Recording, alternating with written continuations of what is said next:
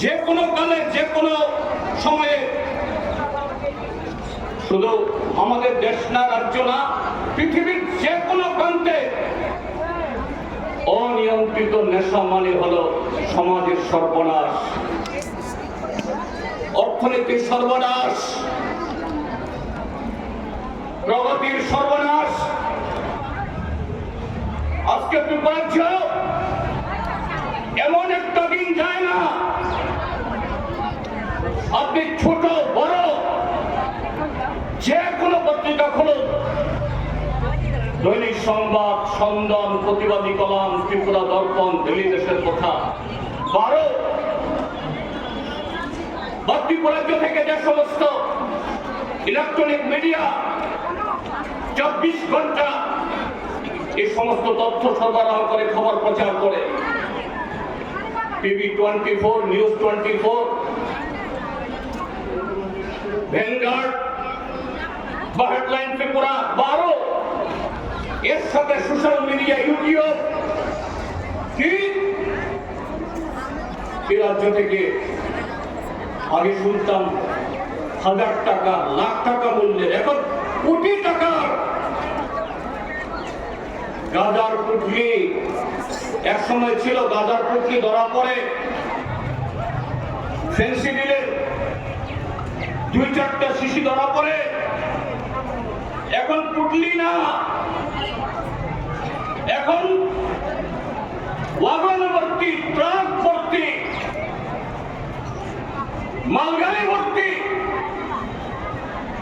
গাঁজা, ফেন্সিডিল, ইয়াবা, আরো নানা ধরনের নেশা দ্রব্য, তরল পাউডার জাতীয় আরো কত কি। আর এত নির্লজ্জ বেড়ে এই সরকার, এই সরকারের পুলিশের একাংশ গর্ব সহকারে এ সমস্ত মালামাল যখন ধরা পড়ে এগুলোর সাথে দাঁড়িয়ে ফটো তুলে প্রচার করে, এত কোটি টাকার ইয়াবা, এত কোটি টাকার গাঁজা, এত কোটি টাকার এরকম ফেন্সিডিল, মনে হয় পরে ত্রিপুরাচ্ছে 10 থেকে 15 কোটি টাকা শুধু নেশা দ্রব্য ধরা পড়ে 30 দিনে। তাহলে এই অঙ্কটা কত? 1 বছরে সংখ্যাটা কত?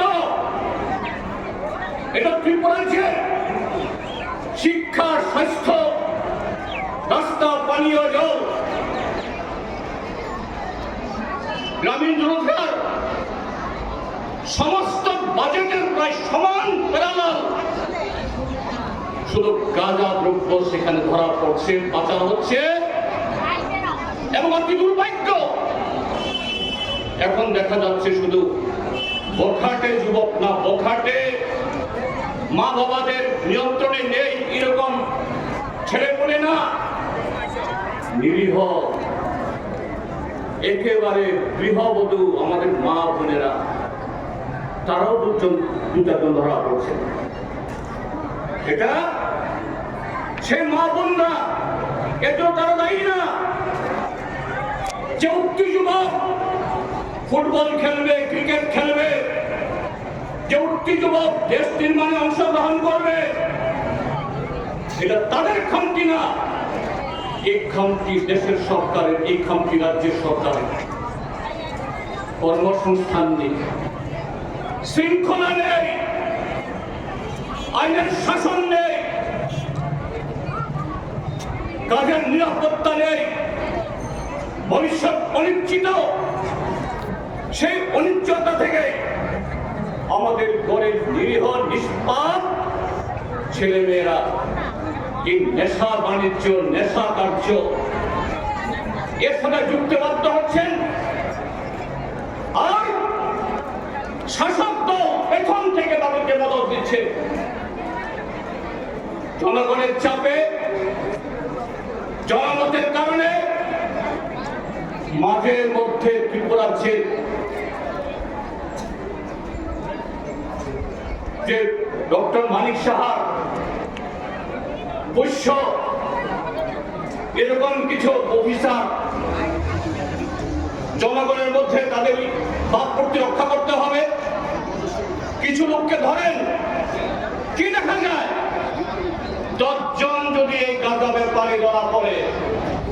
পাচারকারী ধরা পড়ে 9 জনের সাথে হয় মুখ্যমন্ত্রী মানিক সাহার সাথে তার ছবি।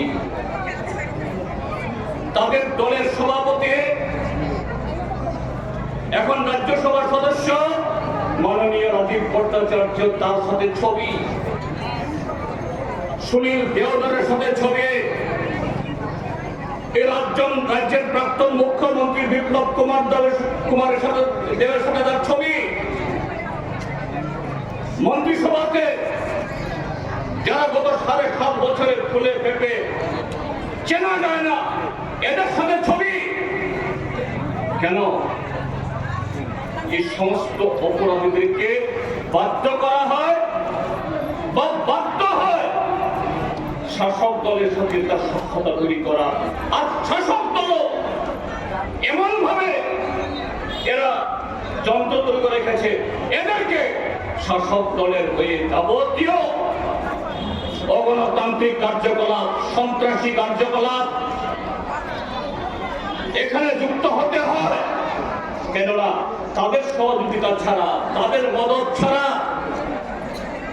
তাদের সান্নিধ্য ছাড়া মানিক সাহা, বিপ্লব কুমার দেবদের এই ত্রিপুরাজ্যের মধ্যে যদি শান্তিপূর্ণ এবং ফেয়ার এন্ড ফ্রি ইলেকশন হয়, এদের যে কজন তারা দিতে আসেন তাদের 10 ভাগের মধ্যে 2 ভাগও দিতে আসবে না। আমাদের সঙ্গে আমরা গত সেপ্টেম্বর মাসে আমরা এই সম্মেলনে প্রকাশ্য সমাবেশ করব। এই রাজ্যে শাসক দলের জন্য আজকে আমাদের এখানে করতে হচ্ছে। আমরা আস্তাবল ময়দান চেয়েছিলাম কমরেড। এই নারীদের উপর যে ক্রমবর্ধমান নির্যাতন চলছে, খুন, ধর্ষণ, গণধর্ষণ, শ্লীলতাহানি, এই যে ঘটনাগুলো চলছে, গোটা রাজ্যের নারীরা খুবই ফুঁসছেন। তাদেরকে সেখানে সঙ্গে নিয়ে আমরা আস্তাবল ময়দানে সমাবেশ করার জন্য প্রস্তুতি নিয়েছিলাম। আমাদেরকে আস্তাবল ময়দান দেয়া হয়নি। তার পরবর্তী সময় আমরা আলোচনা করে ওই ওরিয়েন্ট চৌনি সমাবেশ করব বলে আমরা সেখানে অ্যাপ্লিকেশন করেছিলাম। এইটাও সেখানে শাসক দল সেখানে বাতিল করে দেয় শাসক দলের নির্দেশে। পরবর্তী সময় আমরা রবীন্দ্র ভবন প্রাঙ্গণে আমরা এই সমাবেশ করার জন্য সমস্ত ধরনের প্রস্তুতি আমরা নিয়েছি। আমরা পোস্টার করে গোটা রাজ্যে আমরা ছেড়ে দিয়েছি। আমাদের সমস্ত প্রস্তুতি ছিল, কিন্তু এত আতঙ্কিত এরা আমাদেরকে মাত্র 3 দিন আগে জানিয়ে দেয় যে এখানে রিজেক্ট করা হলো, নারী সমাবেশ হবে না। পরবর্তী সময় আমরা এদের একটা কথার পয়েন্ট ধরে যে অল্টারনেটিভ ডেট আর ভেন্যু তোমরা সেখানে সিলেকশন করো এবং ফ্রেশ একটা অ্যাপ্লিকেশন করো। আমরা সেই মোতাবেক এই রেফারেন্স ধরে আমরা প্যারাডাইস চমুনিতে আমরা করার জন্য অ্যাপ্লিকেশন দিয়েছি। গতকাল রাত 7টার সময় ওই পশ্চিম থানা থেকে পুলিশ যায় রিজেক্টের কাগজ নিয়ে। তার জন্য আজকে আমাদের এইখানে আপনাদের অনেক কষ্ট হয়েছে। গোটা রাজ্যের মধ্যে একটা মেসেজ গিয়েছে, এই সমাবেশ রবীন্দ্র ভবন করা যাবে না, কারণ এখানে জনজাতিদের সভা হবে। সেভাবে একটা আতঙ্কের পরিবেশ তৈরি করেছে। তারপরও আমাদের গোটা রাজ্যের থেকে নারীরা আসার জন্য প্রস্তুতি নিয়েছে। গাড়ি বন্ধ করে দেওয়া হয়েছে এবং সেখানে বলা হচ্ছে যে কোনো ছোট গাড়ি চলবে না। এইভাবে গাড়ি স্ট্যান্ডগুলো সেখানে বন্ধ করে দিচ্ছে গাড়ি চলাচল করার ক্ষেত্রে। তারপরও মহিলারা সেখানে সাহস করে নানা প্রান্ত থেকে এসেছেন। অনেকে শুনেছি প্যারাডাইস চমুনিতে, কিছু লোক সেখানে ওরিয়েন্ট চমুনিতে আমাদের মহিলারা জমায়েত হয়ে আছে। আমাদের কাছে খবর আসছে, কারণ এটা মহিলারা সকলের কাছে পৌঁছানো সম্ভব হয়নি আমাদের পক্ষে। তাই এখনো এসে সবাই পৌঁছতে পারেনি বিভিন্ন জায়গায়। যারা মফস্বল থেকে এসেছেন, পাহাড় থেকে এসেছেন, প্রত্যন্ত এলাকা থেকে এসেছেন, তারা সেখানে এদিক সেদিক ঘোরাঘুরি করছে, আমাদের কাছে খবর আছে কমদের। তো আজকে আমাদের বুঝতে হবে যে নারীদের সেখানে জন্য সব করছে আমাদের রাজ্যে বিজেপি জোট সরকার, ত্রিপল ইঞ্জিনের সরকার। সেখানে বলছেন সুশাসন চলছে। সুশাসনের নমুনা দেখুন, নারীদের কণ্ঠরোধ সেখানে করতে চাইছে। ওরা ভয় পেয়েছে, শাসক দল ভয় পেয়েছে। নারীদের সেখানে আত্মনাদ সেখানে শুনতে রাজি নয়, নারীদের প্রতিবাদ সহ্য করতে পারবে না। তাই এই নারী সমাবেশ বারবার জায়গা পরিবর্তন করার পরও আমরা এই সমাবেশ করতে পারিনি। কিন্তু এত কষ্ট করে যারা দূর দূরান্ত থেকে, তারপরও যারা যেই কয়েকজন এসছেন, তাদের প্রতি আমরা কৃতজ্ঞতা স্বীকার করছি। আমরা সারা ভারত গণতান্ত্রিক নারী সমিতি ত্রিপুরা রাজ্য কমিটির পক্ষ থেকে আপনাদের প্রতি আন্তরিক শ্রদ্ধা নিবেদন করছি। সেই ভোরবেলা থেকে কত কষ্ট করে আপনারা যেভাবে এখানে এসছেন, আজকে এই সমাবেশ আস্তাবল মাঠে বেশি জায়গাটাই দখল করে নিত যদি শাসক দল এই ধরনের কূটনৈতিক চাওয়া যাও না করতো।